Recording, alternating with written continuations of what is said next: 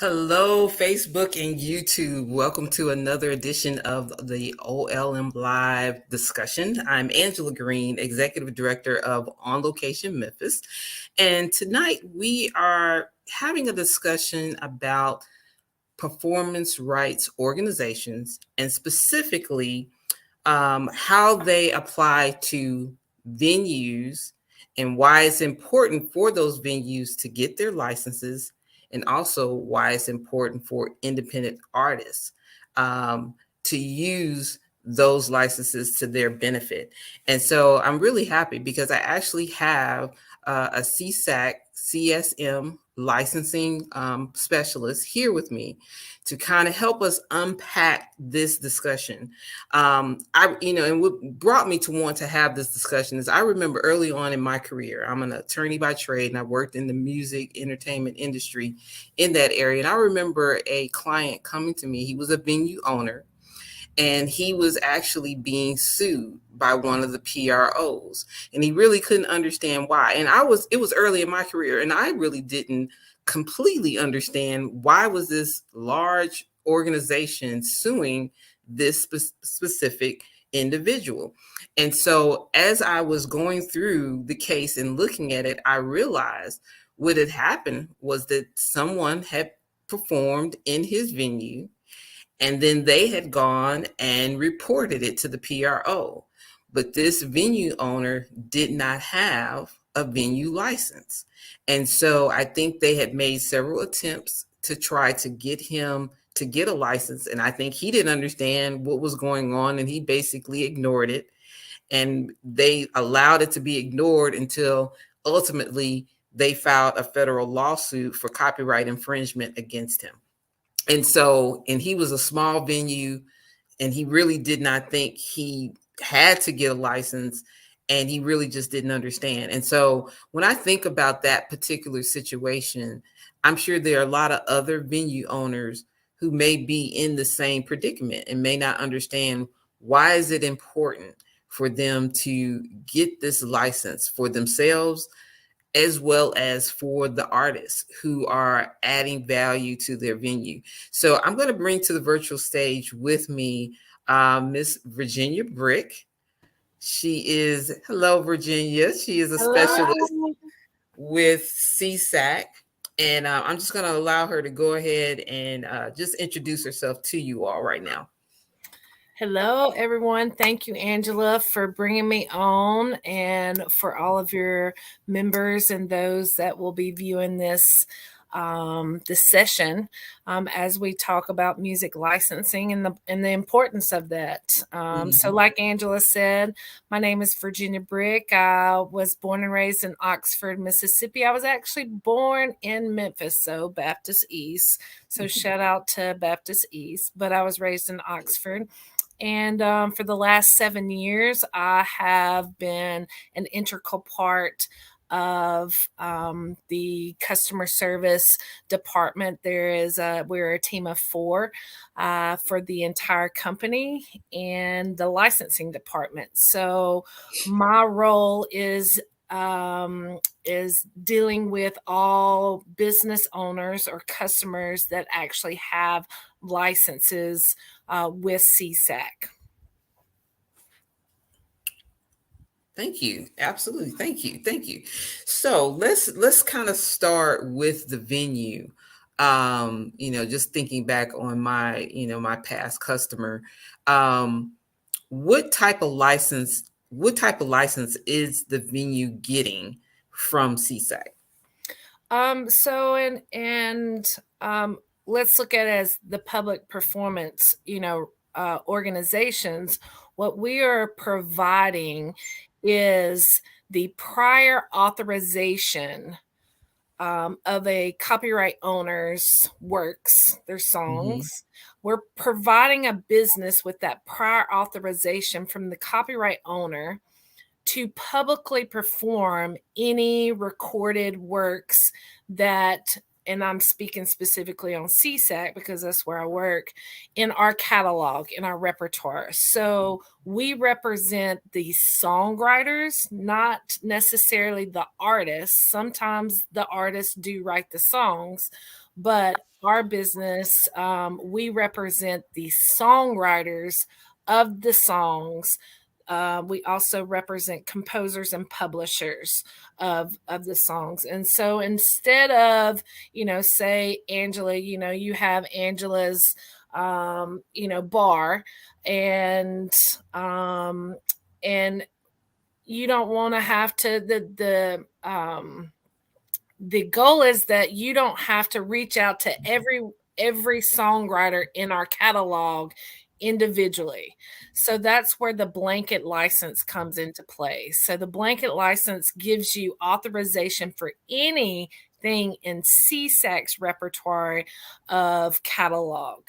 And then there is ASCAP, there's BMI, and there's GMR.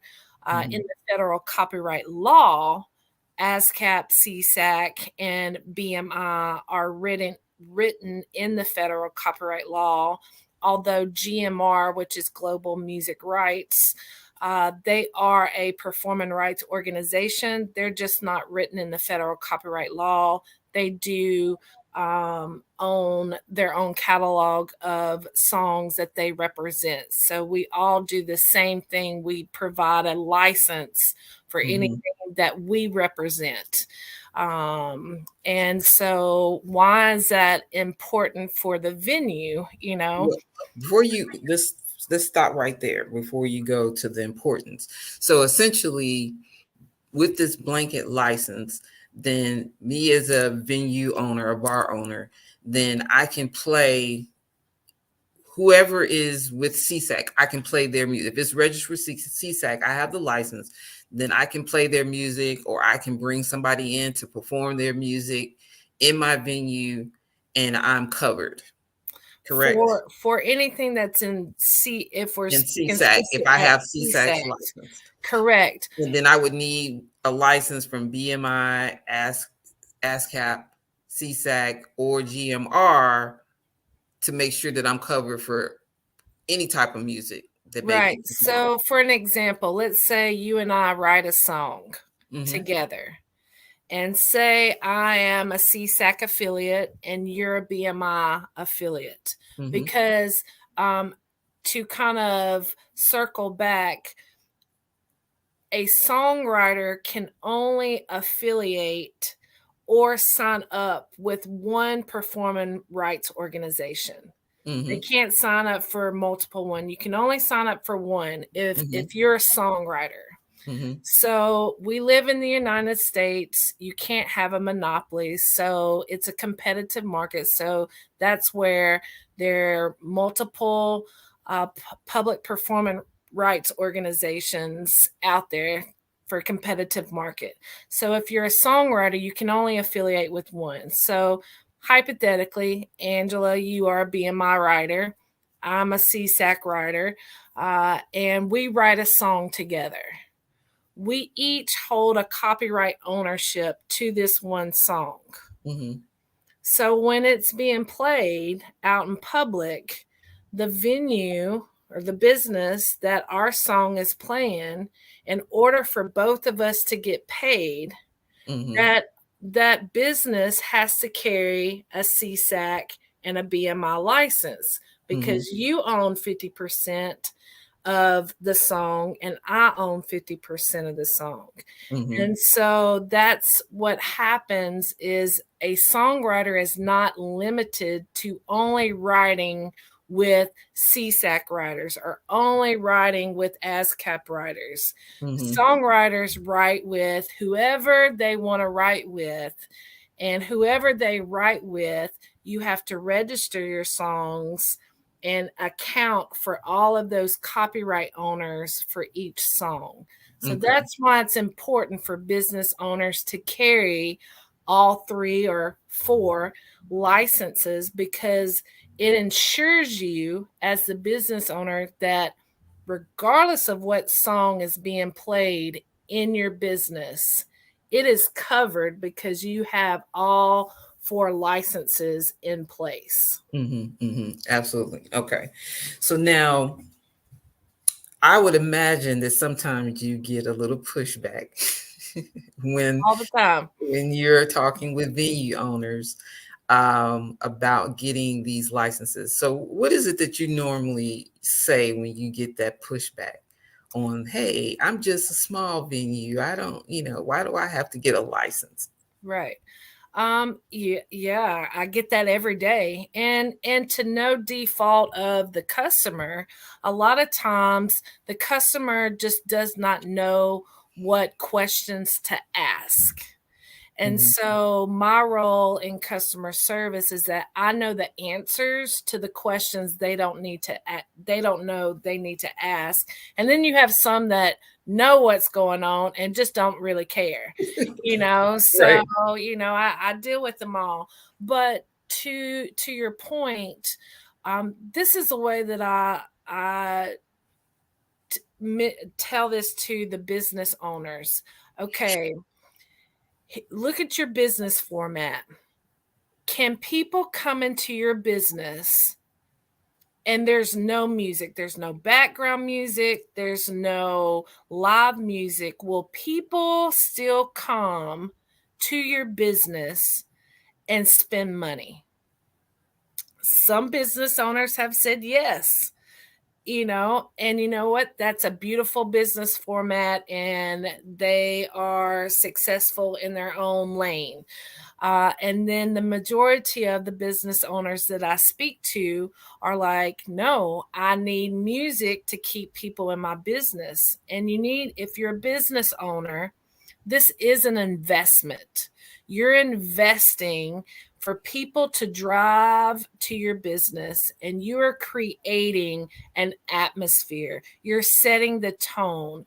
You're creating an experience for people to come to your business, sit down, laugh, enjoy the atmosphere, enjoy the food, enjoy the cocktails, for them to sit there and spend money and spend more money and order more drinks and have fun and call their friends.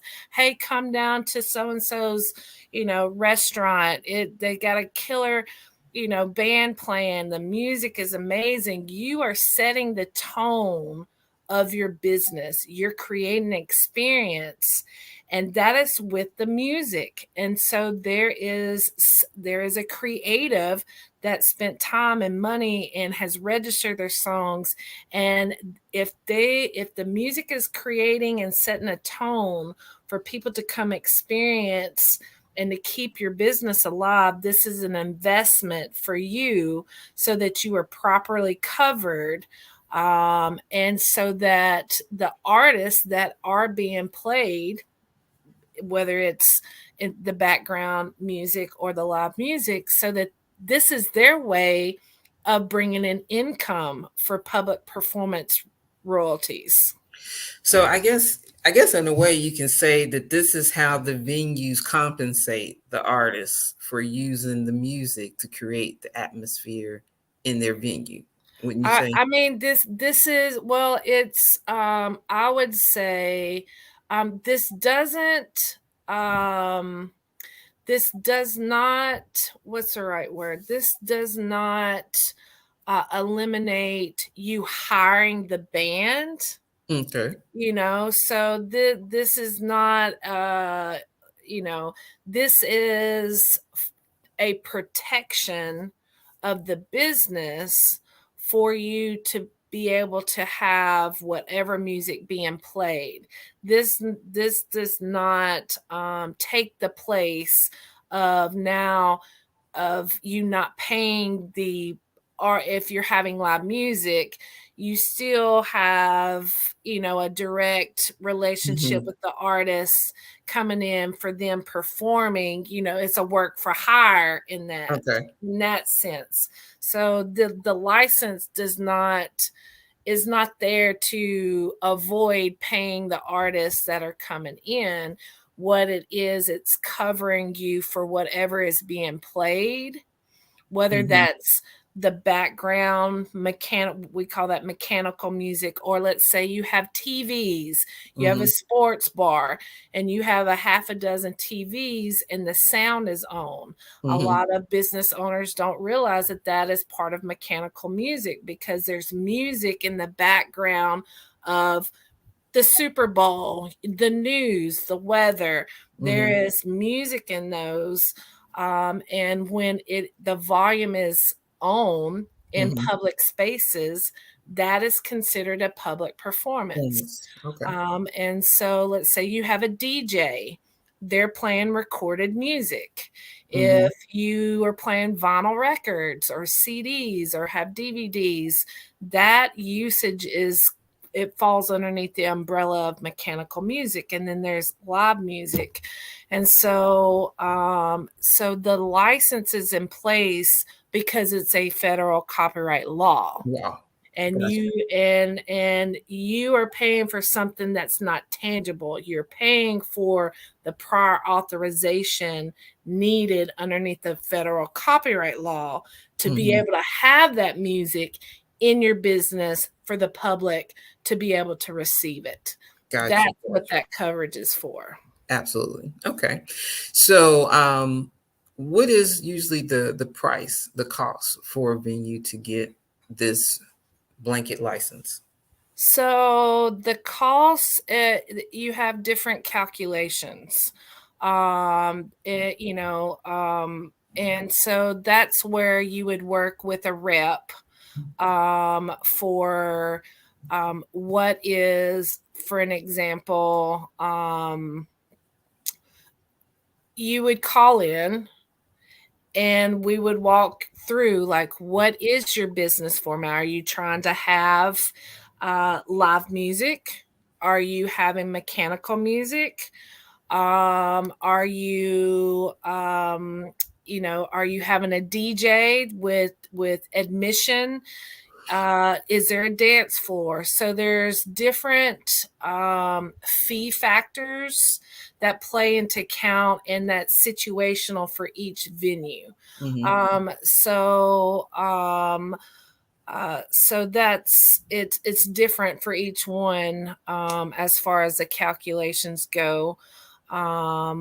But so like I said, it's situational for each. Does venue size play into that calculation? The fire marshal capacity, and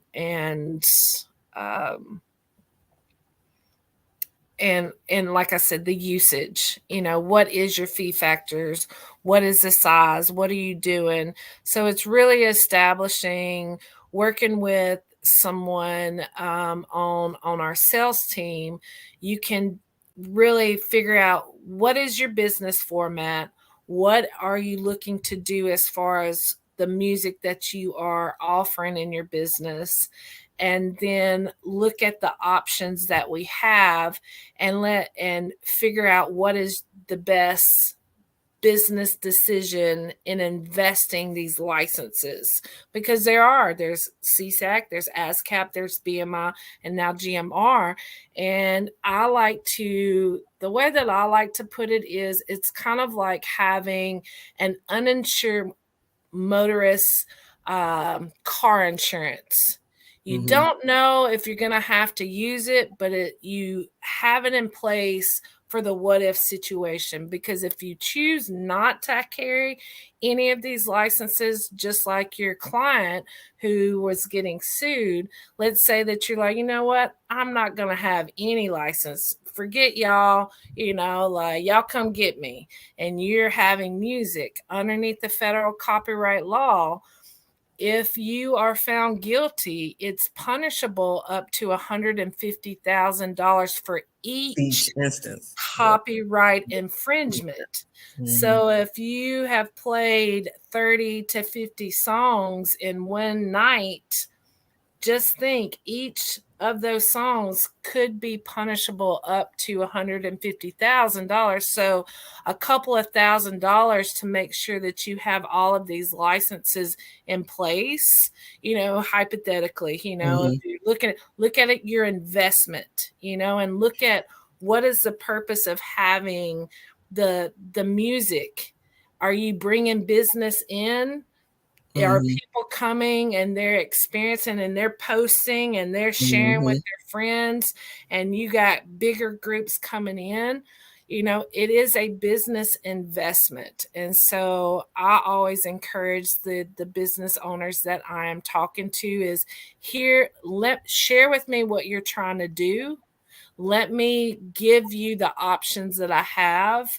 And then you take that back home and sit down with your budget for these licenses and then come back to me, and then we'll figure this out.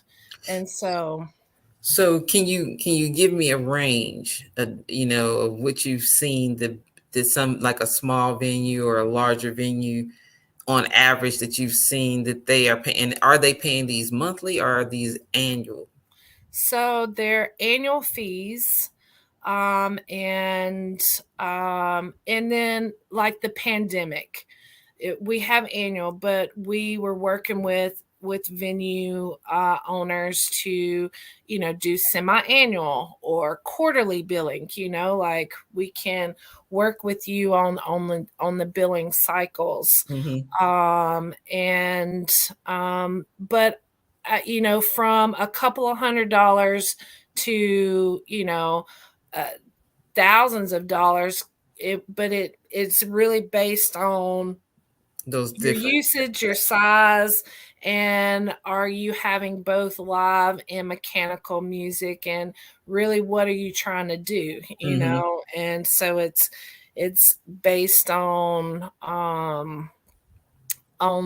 those factors in calculating the different fees. Gotcha. So we're going to take a quick commercial break. And when we come back, we're going to transition to the music creator and the importance of these venue licenses are to them. So we'll be right back.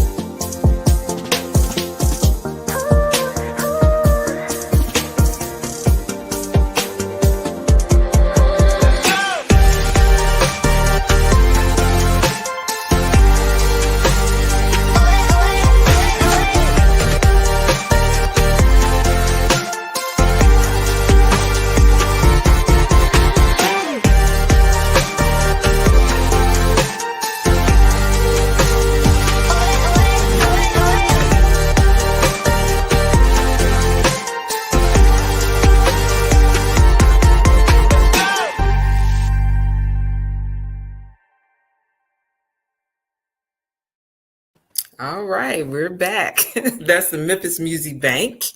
For those who don't know, that is our music licensing website here with On Location Memphis. So if you're looking for music for your next TV, film, or visual media project, feel free to go to Memphis Music Bank. That's Memphis Music Bank, spelled with BANQ. There's the website right there at the bottom there. That's the Memphis Music Bank. So let's get back to our conversation, Virginia. Let's transition to the music creator, because in my story, which it is a true story, essentially the artist told off on them. The artist, their music was played in the venue, and the artist went back and put the information in the system. And once they put it in the system, they realized, oh, this venue does not have a license with us. And that's where everything started. So I'm going to give it to you. So what does that music creator need to be doing when it comes to these venue licenses?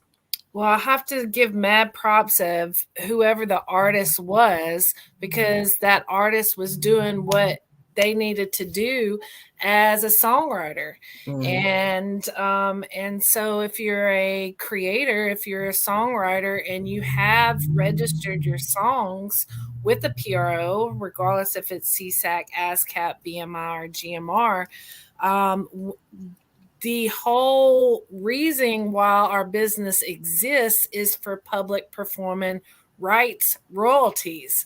So you, as a songwriter who has gone through the process of registering your songs, and now you're taking your songs and now you're playing them out live, you want to receive the public performance royalties from you playing your original works.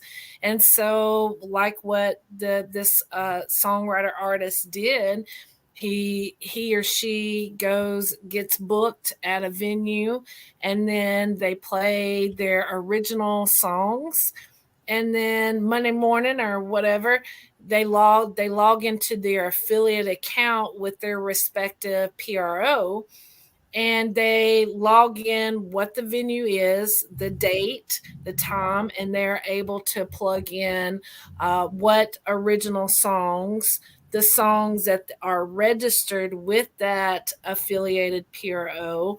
They're able to register that, and then we take that information, and that's how royalties are paid out to the songwriters. And a lot of songwriters don't know that that is something that they can do.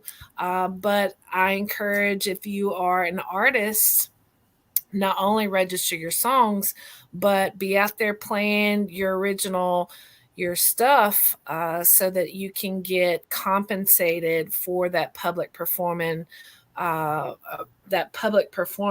in the venue. But to your point, when artist does that, information comes in and they're like, oh, okay, like, let's look at XYZ venue.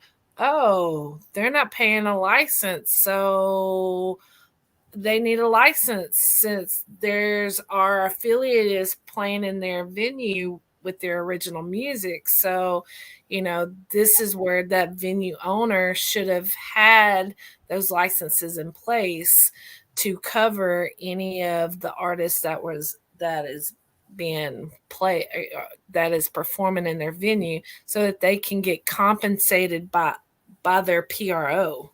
Mm-hmm. And I'm sure, you all aren't in the business of trying to sue venue owners. So, I mean, how hard do you all work to try to get those licenses put in place, especially, once you realize that there's a venue that has not secured a license?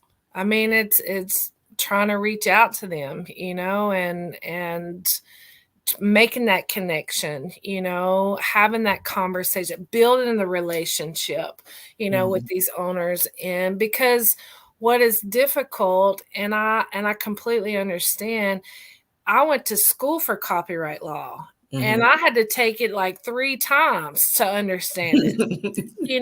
And so the business owner, the venue owner, has the ABC license. They got, if they got all these different licenses and permits that they have to obtain and keep, to even run the business, and then to actually run the business and have food. So there's a lot of moving parts. So a lot of times they just don't know what questions to ask, to be informed and empowered with why, because this is something that a business owner can't touch. They can't breathe. They can't, because this is not something tangible that they're receiving.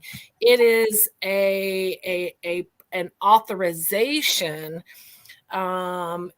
given by what is in place for the federal copyright law. So it's hard for people that don't understand the dynamics or the complexities of copyright law they can't see it. So it's hard to,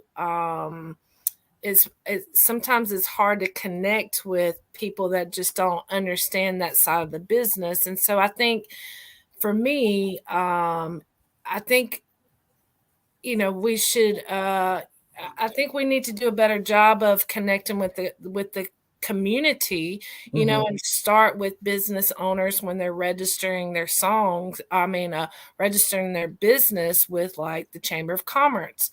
We'll have a licensing 101 or workshop or something, so that you have all the potential licensings that a business owner could potentially need for their Mhm. business, and then equip them so that they can take back and say, okay, this is my business format. But it's just about educating and understanding why you need this for your business, and then understanding the value that it brings to the artist that is coming into your business.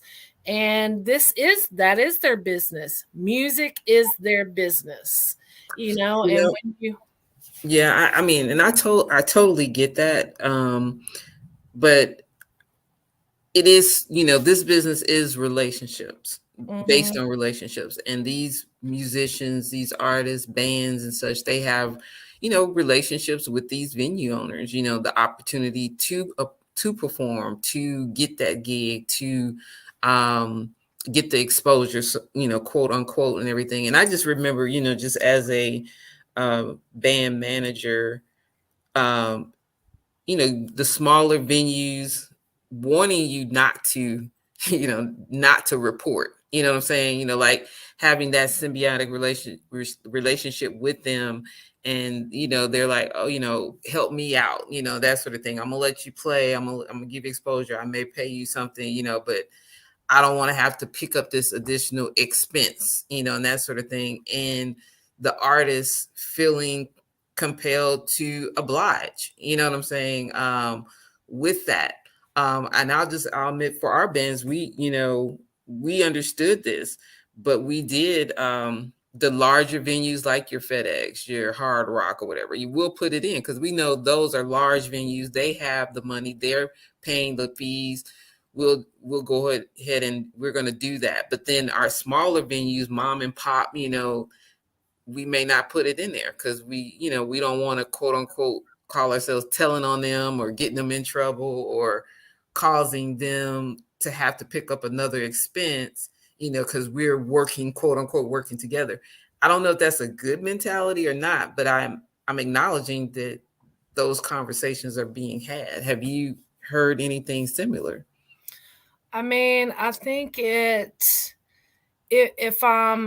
I'm speaking on the artist, the songwriter, the performer side of things, I think having that relationship with the venue owners, having that conversation of the importance of why they need the licensing, because in turn, this music is their business. Mhm. That's how they're receiving, that's how they're paying bills, is not only are they getting tips or a booking guarantee to come into, to the venue, that's money on the spot, but to actually report what they're playing, that's another stream of income for that artist or Mhm. the songwriter.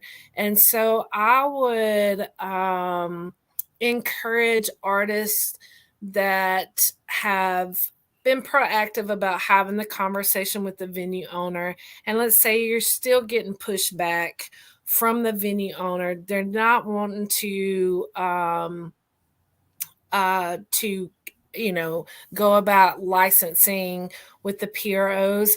I think it's a personal approach whether you want to deal with that type of venue owner or take your music, your business to venues that do respect the licensing aspect, Mhm. and so I think that's a personal choice of what is your intention with playing.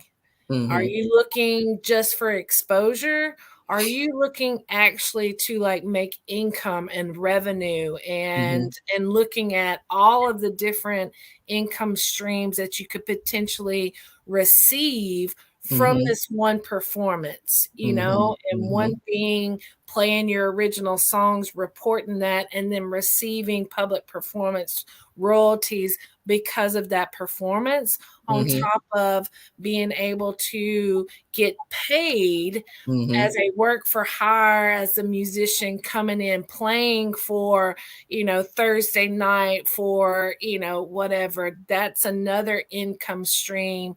So I Mhm. think you as the artist need to establish what your intentions are with Mhm. that venue owner, with the music, that what is your job?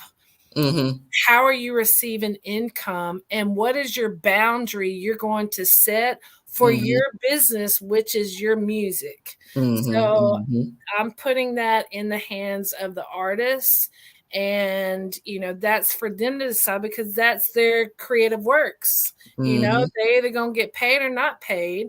And is that relationship with the venue owner important enough to you know uh, overstep some boundaries, Mm-hmm. or does it mean enough for you to be like, you know what, I respect that, but I'm gonna have to take my business, my music, over to this venue where they value the licensing, where they value me as an artist, as a songwriter. And so I'm building relationships with people that are matching my energies and that are Mm-hmm. going to build my business, through music. Gotcha. All right, then that makes sense. Absolutely. So, are there any other benefits other than getting that royalty payment for artists inputting that information into the PRO system? Say that one more time. I was wondering, are there any other benefits that the artists get for putting that information into the system? Is there, if you have more registrations or more information about your music coming through the system, does that help So them it anyway? yes, so it's just based on that public performance. Okay. So you're reporting only for that public performance of that original song that you Mm-hmm. have registered with that respective PRO. That's just it's an isolated Okay. income, potential income. Okay. The benefit of your PRO is that you continue to make art, you continue to register your songs properly so that you have more original songs, Mm-hmm. for you to report so that you can get paid.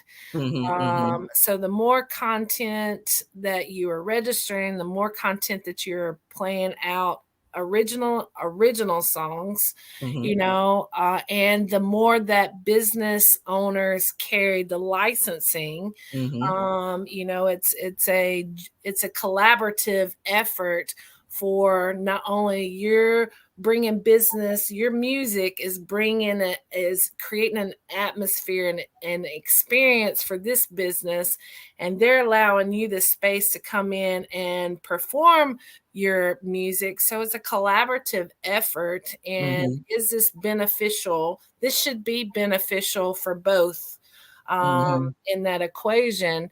But you have to look at it as, um, you as an artist, the benefit of creating more content, more music, and registering it is that there's other income streams, opportunities out there. Once you're registered, that now you have potential radio. If you go that way, you have potential for sync licensing, and if you were to have a song that is registered that gets placed in sync, then the music supervisor is filling out a cue sheet, is doing Mm-hmm. essentially the same thing the songwriter is doing when they play their original songs. The music supervisor is filling out a report to submit to the PROs, which in turn would be paid once that, let's say, you get your song in, hypothetically, Grey's Anatomy, and Mm-hmm. that episode plays, and Mm-hmm. that cue sheet that the music supervisor fills out hits that PRO. That's a Mm-hmm. public performance royalty. So, Mm-hmm.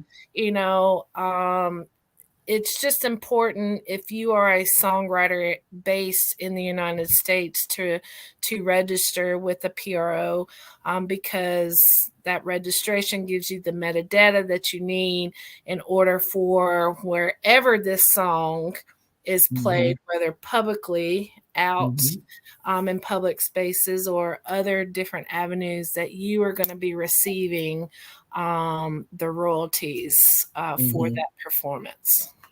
So, And I appreciate you, coming in tonight and just kind of going over this, because this is an area that people really don't talk about. They don't really Mhm. talk about it much, but this is like you said, another revenue stream for music, and it does require the artist to be more proactive. How far back can an artist go? What if artists went, they performed last year, they didn't know about this, they find out about it this year? Are they able to input information from last year, or are they precluded from putting those past performances in Yeah. the system? So I don't technically work. I don't work in that department, but I do think that there is a cutoff of how retro backdated you can plug in. But Hmm. I think the online portal will give you Okay. that date where I You think can't it go will. further back. Yeah. Okay. Hmm. um and so but it's definitely get on there and try. Hmm. The only Hmm. thing that will do is that you wouldn't be able to submit it because it's too far back. Hmm. So and that's where the artist need to be proactive about. Say you got 6 gigs in the next week, you need to like have a notebook and really like art notate where you played, what originals you played on the date, so that you can take that information and input it into your customer port or your affiliate portal. Because um, sometimes you may have a few drinks and you forget which one you played. So Right. capture that data so that you can input it in your affiliate portal for you to get paid. So now, and perhaps this may not be out of your department, but I'm just going to ask the question because I think it's something to think about. But how does, since it is on our honor system, so to speak, with the artist inputting the information into the system, how does CSAC make the determination or ensure that the information is truthful and accurate? And again, that is not my expertise or area Hmm. over there, but I think it's a little bit of head and heart, a little bit of the honor system, and a little bit of data. Hmm. Like they can go. The intranet is a wonderful world of where you have played and where you have not played, so they can tell if you've played at this venue, and you've most likely, if you are documenting that you're playing your original songs, there's some video. There's ways of I guess Verifying the information. verifying. Yeah, because I mean, most everyone uses Instagram and Facebook. Hey, come out to my show. So majority is, if you're out there playing, you're going to be playing some original songs. Hmm. But like I said, that's not my field at work. But can can probably gauge that it's based on what is being posted, and kind of cross So validating the information. have you ever had a venue, like have you ever went to a venue about a license and they claimed that that never took place in their venue? Oh yeah. Oh, I mean, and we get all kind of fun stories, and but uh you know I think it's in the pandemic has really um allowed us to have a more personal relationship with venue owners, because that affected all of us, Hmm. and so um now there's it is really, we got so much we can validate lies real quick. So, you know, a quick Google search will bring up a lot of truth. So, Absolutely. so I just encourage, you know, just be truthful. You know, we're not the bad guys. We're here to listen to you, to figure out what you're trying to do. What is your business format? What is your budget? And then look at the options that we have and really offer what would be the best fee factors for your location, and know that, you know, this doesn't have to be permanent. What you decide now, just like COVID, you know, like everything was changing on a monthly, weekly basis. And so just know that the season that you are in now may not be the season that your business is in 6 months, but it takes you, the business owner, to communicate what is going on with your business, and is there growth? Is there not growth? We can work with you, but we don't need to, you know, we need you to communicate that with us so that we can help find what is best for your business. So this one last question that just kind of came to mind. Are there any instances where a venue may be exempt from having to get a license? Oh, there are. I would just say reach out to the customer service rep to really speak on what, you know, what your business is, and they would be able to direct the questions, or to find if you apply for any, you know, exemptions on behalf of your business and what's written in the law. Okay. Excellent. Well, Virginia, I appreciate you coming Thank and you. sharing Thank this you. information with us tonight. And I'm going to encourage all you venue owners. I know it's better for you to reach out to them at CSEC, at the CSM for licensing department. And you might as well reach out to BMI, ASCAP, and GMR, GMR. Global Music Rights Organization. Right. And it's better to reach out to them than for them to reach out to you. That is true. Be proactive, you know, and proactive. ask questions, you know, like, so don't be afraid to ask questions, and don't be afraid to ask what other options do you have. Absolutely. Absolutely. So anyway, thank you all for tuning in tonight to our OLM live discussion. And until next time, I'll just bid you all good night.